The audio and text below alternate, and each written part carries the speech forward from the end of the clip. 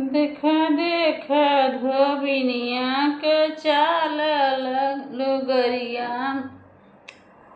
देखा देखा धोबिनिया के चाल गठरिया में दुई लुगरी। देखा देखा धोबिनिया के चाल गठरिया में दुई लुगरी।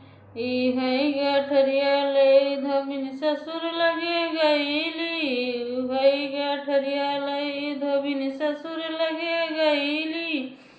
हमरे ससुर के दिहे सिबेल माई गठरिया में दुई लुगरी। देखा देखा धोबिनिया के चाल गठरिया में दुई लुगरी। देखा देखा धोबिनिया के चाल गठरिया में दुई लुगरी। उहै गठरिया लई धोबिन जेठ लगे गईली। उहै गठरिया लई धोबिन जेठ लगे गईली।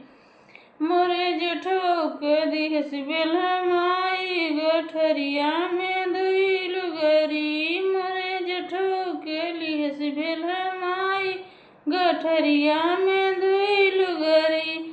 देखा देखा धोबिनिया के चाल गठरिया में दुई लुगरी। देखा देखा धोबिनिया के चाल गठरिया में दुई लुगरी। उहै गठरिया लई देवर लगे गईली। उहै गठरिया लई देवर लगे गईली।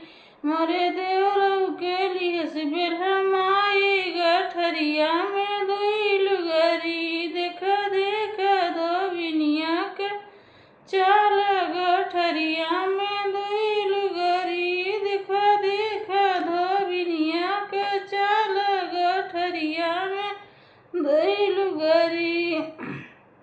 हेलो दोस्तों, नाच गीत है। आप लाइक कर दे, सब्सक्राइब कर दे, आप दुलार प्यार दो दोस्तों, आगे बढ़ावा। आज जल्द से जल्द शेयर के हैं हमारे चैनल के। और मिलेंगे, बाय बाय, अब कल मिलेंगे।